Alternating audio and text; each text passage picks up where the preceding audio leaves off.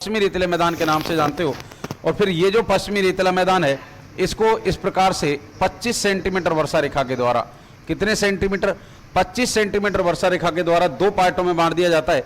एक जो पार्ट है इसको आप कहते हो शुष्क रेतीला मैदान और इसको आप कहते हो अर्ध शुष्क रेतीला मैदान। तो इनमें से नंबर 1 आप लोग हेडिंग लगा लें, शुष्क रेतीला मैदान। और ये जो शुष्क रेतीला मैदान है इसकी जब हम बात करते हैं तो देखिए, आप बात करते हो तो शुष्क रेतीला मैदान, ये जो शुष्क रेतीला मैदान है इसकी अगर अपन बात करें तो ये कहां से कहां तक पाया जाएगा, 0 से और 25 सेंटीमीटर वर्षा रेखा जो आती है, यानी यहां से लेकर के और यहां तक, ये वाला जो पार्ट है यहां तक आपके आता है शुष्क रेतीला मैदान, जिसको अपन कहते हैं। ये जो शुष्क रेतीला मैदान है, अगर शुष्क रेतीला मैदान की अपन बात करें तो इसमें आप लिख सकते हो यह है 25 सेंटीमीटर समवर्षा रेखा द्वारा, समवर्षा रेखा द्वारा अर्ध शुष्क मैदान से क्या होता है बेटा, पृथक होता है, यानी कि क्या हो जाता है, अलग होता है। तो ये जो शुष्क रेतीला मैदान है ये अर्ध शुष्क रेतीला मैदान से कितने सेंटीमीटर वर्षा रेखा द्वारा अलग हो जाता है, यानी ये 25 सेंटीमीटर वर्षा रेखा द्वारा अलग हो जाता है। अगर इस शुष्क रेतीला मैदान की जब आप बात करते हो तो ये जो शुष्क रेतीला मैदान है इसको फिर दो पार्टों में बांट दिया जाता है। कितने पार्टों में, 2 पार्टों में। और जब 2 पार्टों की आप बात करते हो तो देखिए ये किस प्रकार से आता है, ये कुछ इस प्रकार से है। यहां पर जब हम बात करते हैं तो ये वाला जो पार्ट है, अगर इसको कहा जाता है बालू का स्तूप, बालू का स्तूप युक्त क्षेत्र, इसको क्या कहा जाता है भी, बालू का स्तूप युक्त क्षेत्र। जबकि ये रेड कलर से जो अपन ने दर्शा रखा है इसको कहा जाता है बालू का स्तूप मुक्त क्षेत्र। ठीक है भाई, तो ये आता है बालू का स्तूप मुक्त क्षेत्र और ये आता है बालू का स्तूप युक्त क्षेत्र। इनमें से अगर अपन बात करें तो नंबर 1 आप लोग हेडिंग लगा लें, बालू का स्तूप युक्त क्षेत्र। यानी अपन को जो बात करनी है वो अब इस वाले पार्ट की बात करनी है। यानी यहां पर जब हम बात करते हैं तो देखिए में देखें तो ये जो है एक तो रेड क्लिफ सीमा रेखा के सहारे सहारे जो स्थित भाग है उसी को आप किसके नाम से जानते हो, उसी को आप नाम देते हो बालू का स्तूप युक्त क्षेत्र। अगर यहां स्तूप की तो बालू का स्तूप क्या है, तो देखिए नंबर 1 आप लोग हेडिंग लगा रहे हो बालू का स्तूप युक्त क्षेत्र। और बालू का स्तूप युक्त क्षेत्र की जब अपन बात करते हैं तो इसकी विशेषता क्या है, एक तो ये पाकिस्तान की सीमा के सहारे सहारे है। ठीक है भी, तो एक तो ये क्या है, पाकिस्तान की सीमा के सहारे सहारे स्थित है। इसके बाद में अगर हम बात करें तो देखिए मुख्य रूप से जो आप थार का मरुस्थल कहते हो, मुख्य रूप से जो आप थार का मरुस्थल कहते हो वो इसी को कहा जाता है। तो मुख्य रूप से जो थार का जो मरुस्थल कहा जाता है, मुख्य रूप से थार का मरुस्थल जो है वो इसी वाले भाग को आप कहते हो। ठीक है, इसके बाद में अगर हम बात करते हैं तो देखिए यहां अब बात करेंगे भाई, जैसा इसका नाम है तो नाम क्या है, बालू का स्तूप युक्त क्षेत्र। यानी यहां पर बालू का स्तूप का मतलब क्या होता है, रेत का टीला। तो लास्ट जो क्लास थी उसमें आपने रेत के टीले कैसे बनते हैं वो निर्माण प्रोसेस समझ लिया था। यहां पर अगर अपन बात करें बालू का स्तूपों की तो ये जो क्षेत्र है यहां पर बालू का स्तूप पाए जाते हैं, यानी रेत के टीले पाए जाते हैं। और ये जो रेत के टीले होते हैं, इन रेत के टीलों के द्वारा यहां पर अनेक प्रकार की स्थलाकृतियों का निर्माण कर दिया जाता है। यहां पर बालू का स्तूपों द्वारा, यहां पर बालू का स्तूपों द्वारा अनेक स्थलाकृतियों का, अनेक स्थलाकृतियों का निर्माण कर दिया जाता है। तो यहां पर अगर हम बात करें तो ये जो क्षेत्र है, ये जो क्षेत्र है ये एक तो क्या है भाई, पाकिस्तान की सीमा, तो ये आपके आता है 58.50%। तो बालू का स्तूप युक्त जो क्षेत्र है, अगर ये जो शुष्क रेतीला मैदान है इसको अगर 100% मान लिया जाए तो इसमें से 58.50% जो भाग है वो किसके रूप में है, बालू का स्तूप युक्त क्षेत्र के रूप में आता है। समझ में आया। अगर यहां पर अपन बात करें तो हमने बात की कि यहां पर अनेक प्रकार की स्थलाकृतियों का निर्माण कर दिया जाता है और ये जो रेत के टीलों के द्वारा जो आकृतियां, जो अनुप्रस्थ बालू का स्तूप, बालू का स्तूप। जैसे आपने नाम सुना होगा अनुदैर्ध्य बालू का स्तूप। जैसे आपने नाम सुना होगा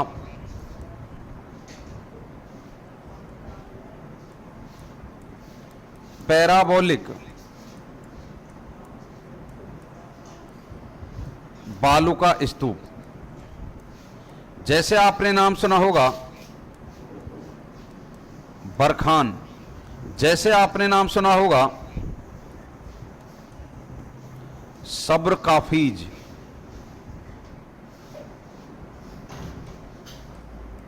सब्र काफीज।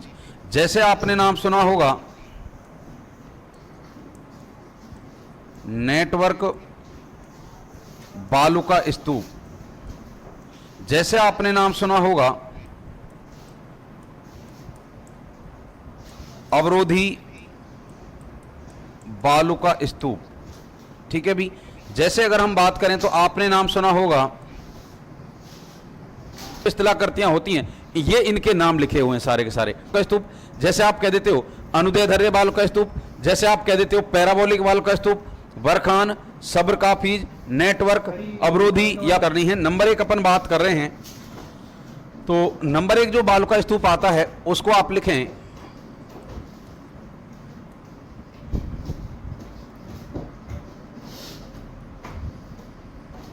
अनुदैर्ध्य, या फिर इन्हीं को कहा जाता है रेखीय। अनुदैर्ध्य ऑब्लिक रेखीय बालू का स्तूप। तो अनुदैर्ध्य या रेखीय बालू का स्तूप जो हैं इनकी जब हम बात करते हैं तो अनुदैर्ध्य या रेत की जो बालू का या रेखीय जो बालू का स्तूप होते हैं वो किस प्रकार से बनते हैं देखो। जैसे अगर अपन बात करें, ये जो एक तो आपको इनके बनने की दिशा पता होनी चाहिए कि जो ये रेत के टीले हैं ये किस उसमें बन रहे हैं। तो रेखीय या फिर अनुदैर्ध्य जो बालू का स्तूप होते हैं, जैसा रेखीय इनके नाम में आ रहा है तो सीधा आप लिखेंगे पवनों की दिशा में बनने वाले। तो पवनों की दिशा में जो बनने वाले जो रेत के टीले होते हैं वो क्या कहलाते हैं बेटा, वो आपके कहलाते हैं अनुदैर्ध्य बालू का स्तूप। अगर जैसे अपन बात करें, मान लीजिए ये आपके रेत बिछी हुई है, अभी पश्चिमी जो रेतीला मैदान है यहां पर ये किसका विस्तार है, ये रेत का विस्तार है। ठीक है भाई। और ये जो रेत का विस्तार है अगर यहां पर अपन बात करें तो मान लीजिए यहां से इस प्रकार से चलने लग जाएं क्या बेटा, पवने। यहां से क्या चलने लग जाएं, पवने। तो ये हम क्या लिख देंगे यहां पर, ये हम लिख देंगे पवनों की दिशा। तो ये हम क्या लिख देंगे, पवनों की दिशा। तो मान लीजिए ये आपके रेत का जमाव है और यहां पर ये ऐसे क्या चल रही हैं, पवने। तो आपको पता है कि जो पवने होती हैं इन पवनों के द्वारा इस क्षेत्र पर क्या किया जाएगा, अपर्दन किया जाएगा, यानी कटाव किया जाएगा। और यहां से ले जाकर के ये कहीं रेत बिछाई जाएगी। तो अगर मान लीजिए ये यहां पर बिछा दी गई तो ये जो रेत का टीला है, यानी ऐसे पवने चल रही हैं और इसी प्रकार से आपके रेत के टीलों का निर्माण हो जाए। ठीक है भाई। तो जिस दिशा में पवने चलती हैं उसी दिशा में अगर रेत के टीलों का निर्माण हो रहा है तो ये जो रेत के टीले बनते हैं फिर इनको क्या कहा जाता है भाई, इन्हीं को आप कह देते हो अनुदैर्ध्य या रेखीय बालू का स्तूप। तो अपन बात कर रहे हैं कौन सी, अनुदैर्ध्य या रेखीय बालू का स्तूपों की। और अगर यहां पर जब हम बात करते हैं तो देखिए हम बात करते हैं कि ये जो अनुदैर्ध्य या फिर रेखीय जो बालू का स्तूप होते हैं इनके अगर हम बात करें किसकी बेटा, विस्तार की, तो इन बालू का स्तूपों का जो विस्तार है ये एक तो पाया जाएगा भी आपके जोधपुर में, इसके बाद में एक ये पाए जाएंगे आपको कहां पर, बाड़मेर में, एक ये कहां पर आपको मिलेंगे, जैसलमेर में। तो अगर इन बालू का स्तूपों की जब अपन बात करें तो पवनों की दिशा में जो बनने वाले जो बालू का स्तूप होते हैं एक तो क्या कहलाते हैं, अनुदैर्ध्य या रेखीय बालू का स्तूप। अगर यहां पर हम बात करें इनके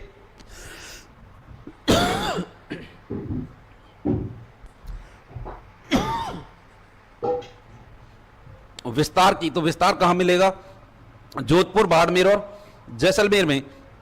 बनते कैसे हैं तो आपको पता है ये रेत का विस्तार, रेत का जमाव है और ऐसे पवने जो हैं ये चलने लग जाती हैं। और जब ऐसे पवने चलती हैं तो इनके द्वारा इनकी ही दिशा में जो रेत के टीले बन जाते हैं कुछ इस प्रकार से। ये जो रेत के टीले होते हैं इन्हीं को क्या कहा जाता है, अनुदैर्ध्य बालू का स्तूप। तो आपसे सीधा पूछा जा सकता है कि भाई अनुदैर्ध्य बालू यानी पवनों के दिशा में बनने वाले जो रेत के टीले होते हैं वो क्या कहलाते हैं, तो अनुदैर्ध्य बालू का स्तूप। उसके बाद में आपसे पूछा जा सकता है इनका विस्तार। इसके बाद में आपको याद रखना है कि जैसे राजस्थान में हम बात करें तो इसका जो विस्तार है वो कुछ नदियों के क्षेत्रों में भी पाया जाता है। जैसे आपने एक नाम सुना होगा लूनी नदी। कौन सी नदी भी? लूनी नदी। इसके बाद में जैसे आपने एक इसी की सहायक नदी आती है जिसका नाम क्या आता है? जवाई नदी। इसके बाद में एक नदी आपने नाम सुना होगा घग्गर नदी। तो ये जो नदियां हैं यानी इन जिलों में पाया जाएगा। और ये जो नदियां हैं जैसे लूनी नदी है, जवाई नदी है और घग्गर नदी है, इनके क्षेत्र में अगर अपन बात करें तो इन वालुका स्तूपों का विस्तार पाया जाता है। इसके बाद में अगर अपन बात करें तो देखिए सेकंड जो अपने वालुका स्तूप लिखे अनुप्रस्थ ओब्लिक आडे वालुका स्तूप। तो अनुप्रस्थ या फिर आडे जो वालुका स्तूप होते हैं अगर इनकी हम बात करें तो ये किस प्रकार से बनते हैं? देखिए अनुप्रस्थ या फिर आडे जो वालुका स्तूप होते हैं इनकी जब हम बात करें तो जैसे मान लीजिए ये आपके पश्चिमी रेतीला मैदान है और ये जो पश्चिमी रेतीला मैदान है ये पश्चिमी रेतीले मैदान में क्या बिछी पड़ी है भाई? रेत। ये क्या बिछी पड़ी है? रेत। अब इस प्रकार से अगर हम बात करें तो देखिए यहां पर मान लीजिए इस प्रकार से चलने लग जाएं क्या बेटा? पवने। इस प्रकार से ये क्या चलने लग गई हैं? पवने। तो ये हम क्या लिख देंगे? पवनों की दिशा। क्या लिख देंगे? पवनों की दिशा। अब रेत तो ऐसे ही है ना, अगर ये जो रेत है अगर यहां से चलेगी थी तो कटाव करेगी, और जब कटाव करेगी और मान लीजिए अगर आपको यहां पर कोई अवरोध मिल जाए, क्या मिल जाए बेटा? अवरोध मिल जाए, तो ये जो रेत यहां से जो उड़ी है तो ये जो रेत है ये कुछ ऐसे जमने लग जाएगी। ठीक है भाई, इस प्रकार से रेत का जमाव होने लग जाएगा।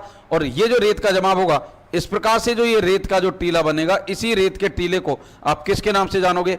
अनुप्रस्थ या फिर आडे वालुका स्तूप के नाम से जानोगे। किसके नाम से जानोगे? अनुप्रस्थ या आडे वालुका स्तूप को नाम से जानोगे। अब यहां पर ऐसे तो चल रही हैं पवने, यानी देखो यहां अगर हम बात करें तो ऐसे तो चल रही हैं पवने और रेत का टीला बन गया है ऐसे, यानी ये क्या बन गया भाई आपके? ये बन गया समकोण। ये क्या बन गया? समकोण। तो आपसे सीधा पूछा जाता है कि पवनों के समकोण पर बनने वाले जो रेत के टीले होते हैं उनको क्या कहा जाता है? तो सीधा आपको याद रखना है कि अनुप्रस्थ या फिर आडे जो वालुका स्तूप होते हैं ये कैसे बनते हैं भी? तो ये बनते हैं आपके पवनों के समकोण पर। किस पर बनते हैं भी? पवनों के समकोण पर बनते हैं। अगर इनके अपन बात करें विस्तार की, किसकी बात करते हैं भी? विस्तार की। तो इनका जो विस्तार है ये कहां कहां पर पाया जाएगा? तो इनका जो विस्तार है जैसे आपके बीकानेर हो गया, इसके बाद में जैसे आपके बीकानेर से ऊपर चलोगे तो कौन सा जिला आ जाएगा? गंगानगर हो गया। गंगानगर के बाद में अगर अपन बात करें तो देखिए आगे जब आप आते हो तो किस में आ जाते हो? हनुमानगढ़ में। किस में आ जाते हो बेटा? हनुमानगढ़ में। हनुमानगढ़ के बाद में आप आ जाते हो कहां पर? चूरू में। और चूरू के बाद में आप आ जाते हो झुंझुनू में। तो ये जो जिले हैं इन जिलों में आपके विस्तार पाया जाएगा कौन से वालुका स्तूपों का? अनुप्रस्थ या फिर आडे वालुका स्तूपों का। यहां पर अगर हम बात करें तो देखिए ये जो आपके बीकानेर है, इस बीकानेर में एक स्थान आता है पुंगल। कौन सा स्थान आता है भी? पुंगल। तो बीकानेर के तो ये पुंगल में मिलते हैं। इसके बाद में गंगानगर में आपको एक स्थान याद रखना है जिसका नाम आता है क्या? सूरतगढ़। तो गंगानगर के कहां पर पाए जाते हैं? सूरतगढ़ में। और इसके बाद में अगर अपन बात करें हनुमानगढ़ की तो हनुमानगढ़ में आपने एक नाम सुना होगा रावतसर। कौन सा आता है भाई? रावतसर। तो यहां पर ये जो वालुका स्तूप है अनुप्रस्थ या आडे वालुका स्तूप ये आपके पाए जाते हैं। तो आप पढ़ रहे हो वालुका स्तूपों को, और वालुका स्तूपों की जब हम बात करते हैं तो देखिए तो दो प्रकार के वालुका स्तूप आप देख चुके हो, एक तो कौन से भी? अनुदैर्ध्य, और एक कौन से आते हैं? अनुप्रस्थ। इसके बाद में अगर अपन बात करें तो नेक्स्ट जो वालुका स्तूप आता है वो कौन सा आता है बेटा? तो नेक्स्ट जो वालुका स्तूप आता है वो आपके आता है नंबर 3। इसको आप लिख सकते हो बरखान। क्या लिख सकते हो भाई? बरखान। या फिर अगर अपन बात करें इसी को आप कह देते हो बरछान। ठीक है भाई, तो बरखान या बरछान जो वालुका स्तूप होते हैं इनकी जब हम बात करते हैं तो ये कैसे बनते हैं? रेतीले मैदान में अगर हम बात करें तो जैसे मान लीजिए इस प्रकार से रेत का जमाव है, इस प्रकार से क्या पाई जा रही है भाई? रेत का जमाव पाया जा रहा है। और ये जो रेत का जमाव है यहां पर अगर हम बात करें तो यहां से इस प्रकार से चलने लग जाती हैं क्या? पवने। इस प्रकार से क्या चलने लग जाती हैं? पवने। और जब इस प्रकार से पवने चलती हैं तो आपको पता है कि यहां पर फिर क्या बन जाते हैं? रेत के टीले। इस प्रकार से समझ गए ना? तो यहां पर अगर हम बात करें, अगर मान लीजिए कोई इस प्रकार से रेत का टीला है, मान लीजिए ये आपके रेत का टीला है, ठीक है भी। अब ये जो रेत का टीला है, तो यहां पर अगर हम बात करें तो यहां पर इसके जो ये जो ढाल हैं, यहां से पवनें ऊपर की ओर चढ़ती हैं। ठीक है भी, ये हम क्या लिख रहे हैं, पवनों की दिशा। ठीक है, अगर हम बात करें यहां से जब पवनें ऊपरी भागों पर चढ़ती हैं तो इनमें इतनी गति नहीं होती। यहां से फिर जब ये पवनें दूसरे छोरों से उतरती हैं तो इनकी गति क्या हो जाती है बेटा, मंद हो जाती है। क्या हो जाती है, मंद हो जाती है, और सॉरी तीव्र हो जाती है। यहां ऊपर जब चढ़ती हैं तो गति कैसी रहती है, मंद। और जैसे दूसरे ढालों से उतरती हैं, यानी इस चीज को आप ऐसे समझें, जैसे आप पहाड़ी क्षेत्रों में गए होंगे, अगर आप पहाड़ पर चढ़ते हो तो अत्यधिक यानी तीव्र कम गति से चढ़ पाते हो, लेकिन जैसे उतरते हो तो आपकी गति क्या हो जाती है, तीव्र हो जाती है। तो सेम उसी प्रकार से अगर पवनें यहां ढाल पे चढ़ रही हैं तो इनकी गति क्या रहेगी, मंद। और दूसरे ढालों से जब ये उतरती हैं तो ढाल अधिक होने के कारण ये तेजी से उतरती हैं, और जब तेजी से उतरती हैं तो इन पवनों के द्वारा क्या किया जाता है, इन पवनों के द्वारा यहां पर रेत का कर दिया जाता है कटाव। और इस प्रकार से कटाव करते करते एक समय ऐसा आता है कि ये जो रेत का टीला है ये कुछ इस प्रकार से रह जाता है। किस प्रकार से रह जाता है भी, तो ये जो रेत का टीला है ये आपके इस प्रकार से रह जाता है। और जब इस प्रकार से रेत का टीला रह जाता है तो ये जो रेत का टीला था ये कुछ इस प्रकार से बन जाता है। और ये आपके आकृति जो आती है, ये जो आकृति आती है, इस आकृति को आप कह देते हो अर्धचंद्राकार। कैसी कह देते हो भाई, इस आकृति को आप कह देते हो अर्धचंद्राकार। तो यहां पर अगर से पूछा जाए कि पश्चिमी रेतीले मैदान में अर्धचंद्राकार जो रेत के टीले होते हैं वो क्या कहलाते हैं, तो इसको आप सीधा याद रखोगे, अर्धचंद्राकार। तो अर्धचंद्राकार आकृति के जो बालुका स्तूप होते हैं वो क्या कहलाते हैं, वो आपके कहलाते हैं बेटा बरखान। ठीक है भी, कई बार क्या होता है कि ये जो बरखान होता है इसका कुछ अगला जो भाग होता है ये नुकीला, ये आगे निकल जाता है, और इसका जो आगे नुकीला जो भाग होता है इसी को क्या कहा जाता है, इसी को कहा जाता है सीफ। ठीक है भी, इसके बाद में अगर अपन बात करें बरखान की, तो ये जो बरखान है इसका अगर अपन बात करें विस्तार, तो बरखान जो है इसका अगर अपन बात करते हैं विस्तार की, तो देखिए इसका जो सर्वाधिक जो विस्तार है वो पाया जाता है शेखावाटी क्षेत्र में। किस में पाया जाता है भी, शेखावाटी क्षेत्र में। और शेखावाटी क्षेत्र में भी अगर अपन याद रखें तो एक चूरू जिले का एक स्थान आता है भालेरी। तो भालेरी जो है ये चूरू जिले का जो है ये सबसे ज्यादा फेमस रहता है, किसके लिए, बरखान के निर्माण के लिए। ठीक है भी, तो ये आपके अनुदैर्ध्य बालुका स्तूप, अनुप्रस्थ बालुका स्तूप और बरखान। इसके बाद में अगर हम बात करें तो नेक्स्ट अपन बात करते हैं, देखिए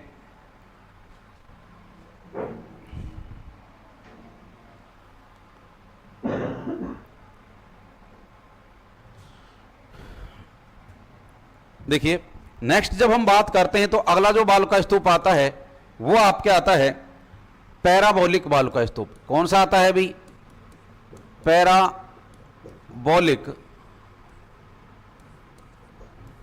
बालुका स्तूप। कौन सा आता है, पैराबोलिक बालुका स्तूप। पैराबोलिक जो बालुका स्तूप जो होता है, अगर इसकी अपन बात करें तो इसकी आकृति कैसी होती है, तो इसकी जो आकृति होती है वो कैसी होती है, तो ये होती है महिलाओं की हेयर पिन के समान। कैसी होती है भी, महिलाओं की हेयर पिन के समान। तो महिलाओं की हेयर पिन की जो आकृति में जो बालुका स्तूप बनते हैं उन्हीं को क्या कहा जाता है, उन्हीं को कहा जाता है पैराबोलिक बालुका स्तूप। यानी ये कुछ इस प्रकार से आपके बनते हैं। ठीक है भी, तो ये पैराबोलिक जो बालुका स्तूप होते हैं ये आपके महिलाओं की हेयर पिन की आकृति में जो बालुका स्तूप पाए जाते हैं उनको क्या कहा जाता है, पैराबोलिक बालुका स्तूप। तो सीधा पूछ लिया जाता है कि महिलाओं की हेयर पिन की आकृति के समान जो बालुका स्तूप बनते हैं उनको क्या कहा जाता है, तो पैराबोलिक। अब बात करते हैं इनके विस्तार की। किसकी बात करते हैं भी, विस्तार की। तो विस्तार में ज्यादा कुछ याद नहीं रखना, सीधा आप याद रखें। अब आकृति कैसी है, महिलाओं की हेयर पिन के समान। और महिलाएं एक जिलों में कि सभी जिलों में, तो सभी जिलों में महिलाएं पाई जाती हैं। तो आप सीधा याद रख लेंगे सभी मरुस्थलीय जिलों में। किसमें भी, सभी मरुस्थलीय जिलों में इसका विस्तार पाया जाता है। ठीक है भी, इसके बाद में जब हम बात करते हैं तो नेक्स्ट अगला जो बालुका स्तूप आता है वो आता है आपके, जिसको अपन कह देते हैं सब्र काफीज। क्या कह देते हैं भाई, सब्र काफीज। या फिर इन्हीं को क्या कहा जाता है, इन्हीं को कहा जाता है नेवखा। सब्र काफीज कह दो या फिर क्या कह दो, नेवखा। तो पश्चिमी जो रेतीला मैदान है यहां पर आपको पता है कि बड़े बड़े पेड़ तो नहीं पाए जाते, यहां पर झाड़ियां पाई जाती हैं। और जब रेत चलती है तो रेत जो होती है यानी इसकी जैसे अपन बात करें तो यहां पर पश्चिमी जो रेतीला मैदान है, यहां पर क्या पाई जाती हैं अभी, झाड़ियां पाई जाती हैं। और ये जो झाड़ियां होती हैं, यानी इसकी जब हम बात करते हैं तो ये अपन क्या लिख देंगे, झाड़ी। ठीक है भाई। तो रेत जब उड़ करके आती है तो ये जो रेत होती है ये इन झाड़ियों के समीप इकट्ठा हो जाती है, झाड़ियों के पास में इकट्ठा हो जाती है। और छोटी छोटी झाड़ियों के समीप जो बाल का स्तूप बनते हैं उन्हीं को आप क्या कह देते हो, सब्र काफीज या फिर नेवखा। तो सीधा आप याद रखें, झाड़ियों के पास बनने वाले बालू का स्तूप। तो झाड़ियों के पास में जो बनने वाले जो रेत के टीले होते हैं उन्हीं को क्या कहा जाता है, उन्हीं को कहा जाता है आपके सब्र काफीज या फिर नेवखा। इसके बाद में अगर अपन बात करें तो नेक्स्ट जो बाल का स्तूप आता है उसकी जब हम बात करते हैं तो नेक्स्ट जो बाल का स्तूप आता है इसको आप कहते हो तारा बालू का स्तूप। क्या कहते हो भाई, तारा बालू का स्तूप। और तारा बालू का स्तूप की अगर अपन बात करें तो इसका निर्माण कैसे होता है, एक तो ये लिख लेते हैं। इसका जो निर्माण होता है ये अनियमित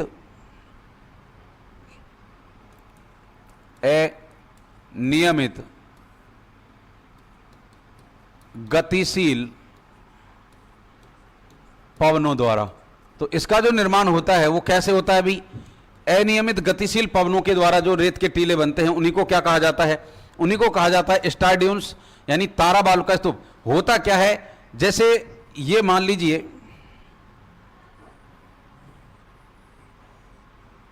कुछ इस प्रकार से मान लीजिए, ठीक है भाई। यहां पर अगर अपन बात करें तो यहां पे होता क्या है, इधर से भी हवा आती है, इधर से भी हवा आती है, इधर से भी, इधर से भी और इधर से भी। तो जब चारों दिशाओं से पवनें आती हैं तो इनके द्वारा मिट्टी जो होती है इसको ऊपर उठा दिया जाता है और फिर जो आपको रेत का टीला बनता है वही कौन सा होता है, तारा बालू का स्तूप। कौन सा होता है, तारा बालू का स्तूप। ये जो तारा बालू का स्तूप होते हैं, अगर अपन बात करें इनके विस्तार की तो इनका विस्तार आपको कहां मिलेगा, तो इनका जो विस्तार है ये आपके मोहनगढ़, कहां से प्रारंभ होता है भाई, मोहनगढ़। और मोहनगढ़ कहां पड़ता है, जैसलमेर। तो इनका जो विस्तार है मोहनगढ़ से और कहां पर, सूरतगढ़ गंगानगर। ठीक है भाई। तो सूरतगढ़ कहां पड़ता है, गंगानगर। तो यहां पर अगर अपन बात करें तो इसका जो विस्तार होता है वो मोहनगढ़ से और कहां तक पाया जाता है, सूरतगढ़ तक पाया जाता है। इसके बाद में अगर हम बात करते हैं नेक्स्ट, तो नेक्स्ट जो अपने के जिसको अपन किसके नाम से जानते हैं, नेटवर्क बालू का स्तूप। क्या होता है भाई, नेटवर्क बालू का स्तूप। और नेटवर्क बालू का स्तूप की जब हम बात करते हैं तो देखिए नेटवर्क जो बालू का स्तूप हैं तो इनमें सीधा पूछ लिया जाता है कि पश्चिमी रेतीले मैदान में जो क्रमागत या फिर लगातार जो बालू का स्तूप बनते हैं उनको किसके नाम से जाना जाता है। तो में भी तो आता है ना भाई। तो नेटवर्क का मतलब क्या होता है, नेटवर्क का मतलब ही क्या होता है, नेटवर्क का मतलब होता है लगातार। नेटवर्क का मतलब क्या होता है, लगातार। तो लगातार यानी क्रमागत रूप से जो बाल का स्तूप बनते हैं वो क्या कहलाते हैं, आपके नेटवर्क बाल का स्तूप कहलाते हैं। यानी इस प्रकार से जब आपको लगातार रेत के टीले मिलने लग जाएं तो उन्हीं को अपन, यानी इनको अपन क्या कहेंगे, लगातार कह दो या फिर अपन कह सकते हैं क्रमागत। तो लगातार या फिर क्रमागत जो बाल का स्तूप बनते हैं उन्हीं को क्या कहा जाता है, नेटवर्क बाल का स्तूप। बात करते हैं इनके विस्तार को लेकर के, किसको लेकर के, विस्तार को लेकर के। और जब इनके विस्तार की आप बात करते हो तो इनका जो विस्तार है ये आपके जैसे जोधपुर हो गया, जैसे फलौदी हो गया, जैसे आपके बीकानेर हो गया। और इनका जो विस्तार है ये आपके हरियाणा के हिसार तक पाया जाता है। और कहां पाया जाएगा भाई, हरियाणा में भी ये बाल का स्तूप देखने को मिलते हैं। और हरियाणा में कहां तक देखने को मिलते हैं, तो ये आपके हिसार और भिवानी तक, कहां तक भी, हिसार और भिवानी तक ये आपको देखने को मिलते हैं। तो देखिए जब आप बात करते हो तो अवरोधी जो बाल का स्तूप हैं, एक तो ये अरावली की पहाड़ियों के समीप बनते हैं। ठीक है भाई, अरावली की पहाड़ियों के समीप बनते हैं। ठीक है। अगर इन बाल का स्तूपों की जब आप बात करते हो तो अरावली की जो पहाड़ियां हैं तो उनमें जीव जंतु जीवावशेष होंगे। Monika Rajput, good morning sir, good morning भाई। देखिए अगर यहां पर अगर अपन बात करें तो अवरोधी जो बालू का स्तूप होते हैं ये अरावली की पहाड़ियों के समीप बनते हैं। और यहां पर अगर हम बात करते हैं तो इनमें क्या है कि जीवावशेष पाए जाते हैं। क्या पाए जाते हैं भी, जीवों के अवशेष पाए जाते हैं, क्योंकि अरावली की जो पहाड़ियां हैं तो वहां पर जीव जंतु भी होंगे। तो यहां पर अगर हम बात करें तो इन रेत के टीलों में जीव जंतु भी दब जाते हैं। तो आप कह सकते हो जीवाश्म, या फिर आप कह सकते हो जीवावशेष। क्या कह सकते हो भाई? आप कह सकते हो जीवावशेष। अगर किन्हीं बालुका स्तूपों में पाए जाएंगे तो वो किस में पाए जाएंगे? वो अवरोधी बालुका स्तूपों में पाए जाएंगे। अगर इनकी अपन बात करें, विसाया जाएगा भी कहां पर? अजमेर में। ठीक है भाई। और अजमेर में अगर अपन बात करें तो कहां पर? अजमेर में। और अभी कौन हो गया है? ब्यावर। इसके बाद में आपके ये पाए जाते हैं कहां पर? तक कहां पर भाई? जयपुर में। कहां पर पाए जाते हैं? जयपुर में। तो अगर इनकी जब हम बात करते हैं तो देखिए, ये आपके हम पढ़ रहे हैं कौन सा? अवरोधी बालुका स्तूप। अवरोधी बालुका स्तूप जो हैं ये आपके कहां पर मिलेंगे? एक तो अजमेर में, फिर कहां पर मिलेंगे? ब्यावर में। उसके बाद में ये कहां पर मिलते हैं आपको भी? जयपुर में। और जयपुर की अगर अपन बात करें तो आपने एक स्थान का नाम सुना होगा, जोबनेर। ठीक है भी। और एक आपने नाम सुना होगा, बिचून। तो जोबनेर यानी जयपुर जो है, इस जयपुर में जोबनेर और बिचून में भी इनका विस्तार पाया जाता है। तो ये अपने हो जाता है बालुका स्तूप युक्त क्षेत्र। किसकी बात कर रहे हैं भाई? बालुका स्तूप युक्त क्षेत्र की। और इसके बाद में अगर हम बात करें तो अब हमको बात करनी है बालुका स्तूप मुक्त क्षेत्र की। तो आपने पढ़ रहे थे शुष्क हो, वो क्या आता है? बालुका स्तूप मुक्त क्षेत्र। क्या पढ़ रहे हो भाई? बालुका स्तूप मुक्त क्षेत्र पढ़ रहे हो। और जब बालुका स्तूप मुक्त क्षेत्र की जब हम बात करते हैं तो ये हम कौन से वाले पार्ट की बात कर रहे हैं? देखो यहां पर अगर हम बात करें तो इस प्रकार से आपको पता है कि ये आपके 25 सेंटीमीटर समवर्षा रेखा है, जिसने इस पश्चिमी रेतीले मैदान को कितने भागों में बांट दिया है?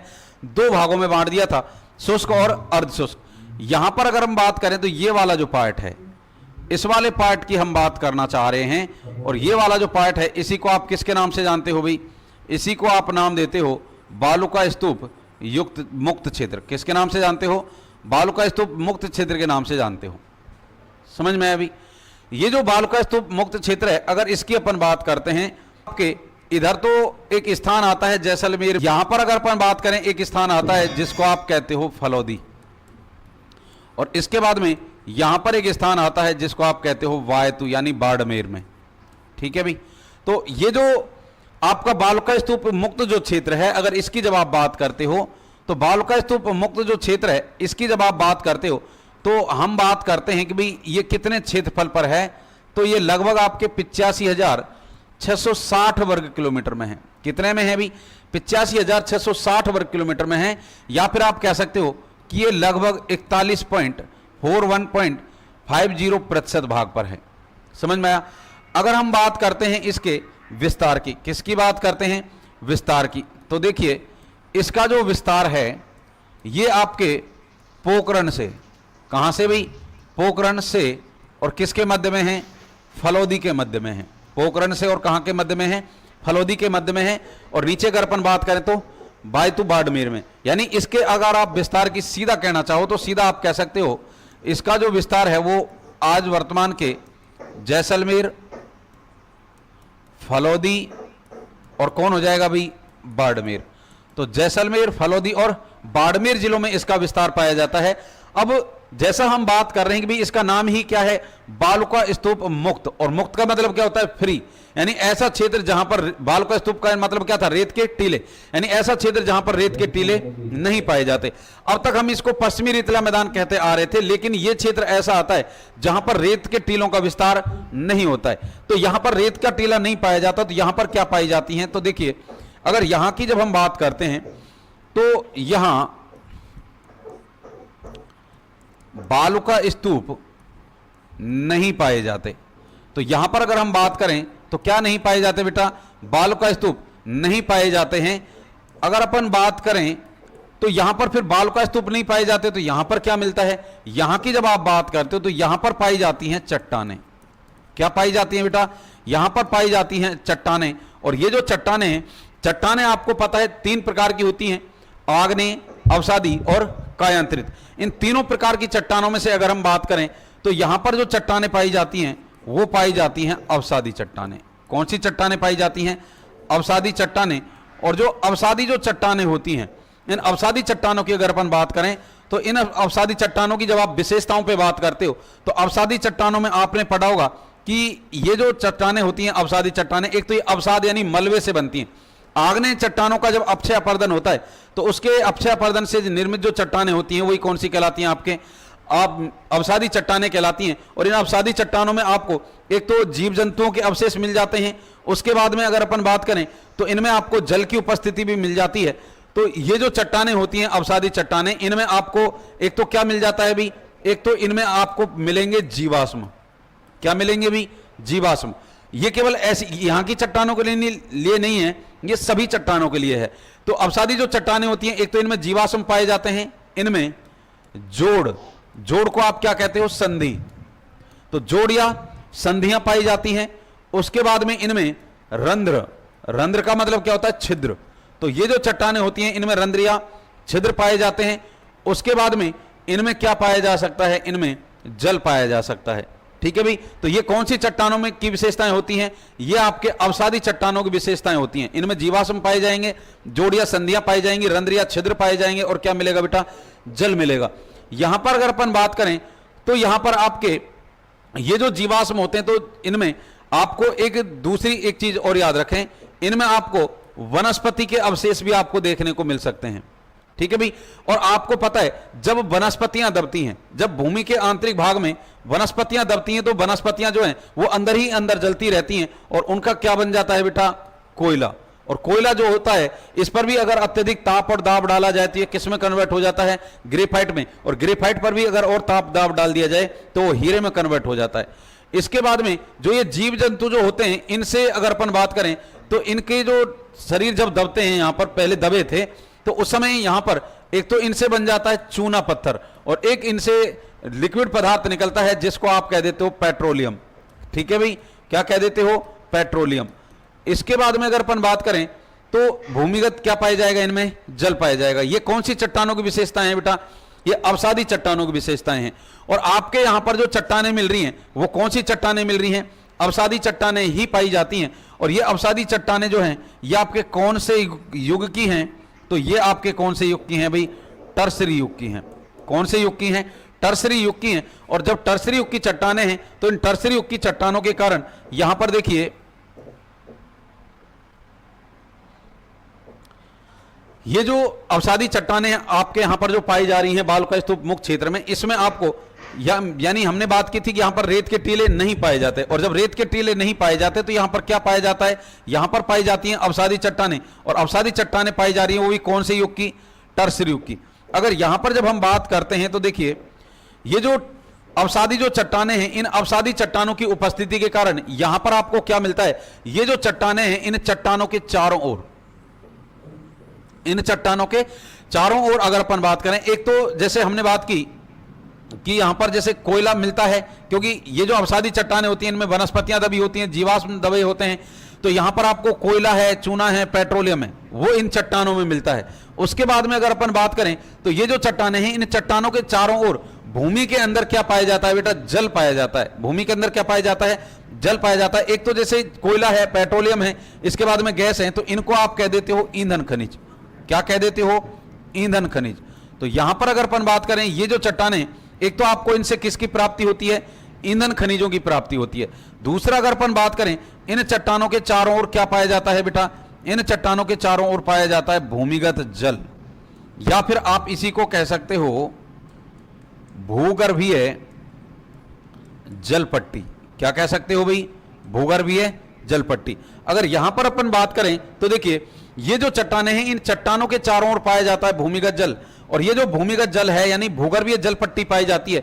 और ये जो भूगर्भीय जो जल पट्टी है, ये जो भूगर्भीय जल पट्टी की जब आप बात करते हो तो ये जो भूगर्भीय जल पट्टी है, किसकी बात कर रहे हैं भाई अपन, भूगर्भीय जल पट्टी। तो ये जो भूगर्भीय जल पट्टी है, इस भूगर्भीय जल पट्टी को कहा जाता है यहां पर लाठी सीरीज क्षेत्र। किसके नाम से जानते हैं भाई, लाठी सीरीज क्षेत्र। और ये जो लाठी सीरीज क्षेत्र है, तो सीधा आपसे क्वेश्चन पूछ लिया जाता है कि लाठी सीरीज क्षेत्र क्या है। तो लाठी सीरीज क्षेत्र क्या है, इस बालुका स्तूप मुक्त क्षेत्र के चारों ओर पाई जाने वाली भूमि के अंदर जो अवसादी चट्टानें हैं, उन अवसादी चट्टानों में उपस्थित जो जल है उसी को आप कह रहे हो भूगर्भीय जल पट्टी, यानी उसी को क्या कहा जाता है, लाठी श्री क्षेत्र।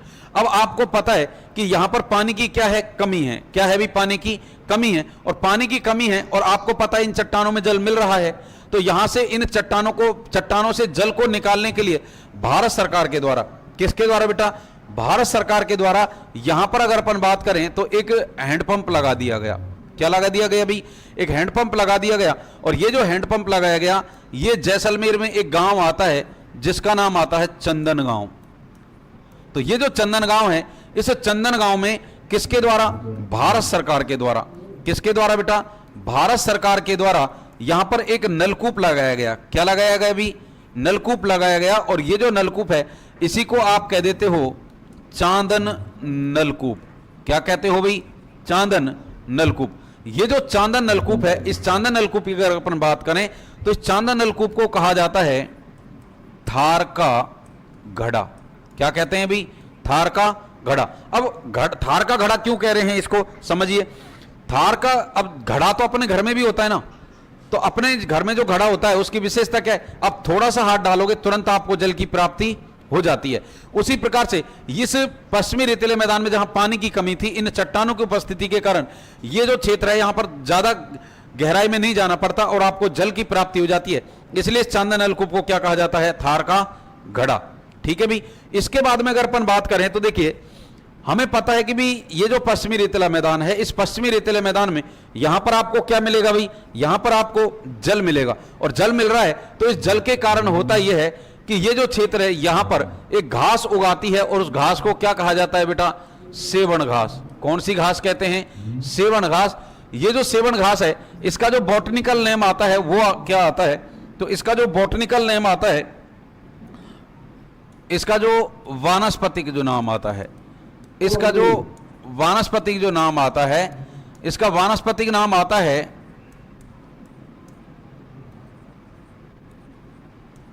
लस्यूरुस सिडिकुस। कौन सा आता है भाई, लस्यूरुस सिडिकुस। तो ये जो लस्यूरुस सिडिकुस है, ये कौन सी घास का नाम है, ये सेवण घास का नाम है। और ये जो सेवण जो घास होती है, ये इस नमी वाले क्षेत्र में उगने वाली सबसे प्रमुख घास है। तो यहां पर नमी पाई जाती है तो ज्यादा बड़े पेड़ तो नहीं उगते, केवल क्या उग पाती है, यहां पर घास वगैरह उग पाती हैं। जैसे आपने नाम सुना होगा अंजन, करड़, धामन, मुरात, सेवण। तो ये जो घास हैं, ये सारे के सारे किसके नाम हैं, ये घासों के नाम हैं। और इनमें से प्रमुख रूप से जो घास उगती है वो कौन सी होती है, सेवण घास। इस सेवण घास की जब अपन बात करते हैं तो इसका बॉटनिकल नेम यानी वानस्पतिक नाम क्या आता है, लस्यूरुस सिडिकुस। क्या आता है, लस्यूरुस सिडिकुस। इसके बाद में अगर अपन बात करते हैं, ये जो सेवण घास जो होती है, ये एक पौष्टिक घास है। कैसी है भी, ये एक पौष्टिक घास है। अब पौष्टिक घास का मतलब ये नहीं है कि भाई इसके पराठे बना के खाने, है ना। पौष्टिक घास से तात्पर्य ये है कि ये जो घास है, इस घास का जो उपयोग है वो किस में करोगे, तो इसका जो उपयोग है वो पशु चारे के रूप में करते हो। किसके रूप में करते हो भाई, पशु चारे के रूप में। और दूसरा इनका जो उपयोग है वो किया जाता है रेत के टीलों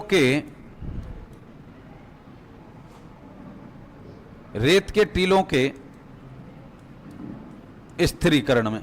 किस में किया जाता है भाई, रेत के टीलों की बात करें तो जैसे आपके तेल हो गया, जैसे आपके गैस हो गया, जैसे आपके क्या हो गया, कोयला हो गया।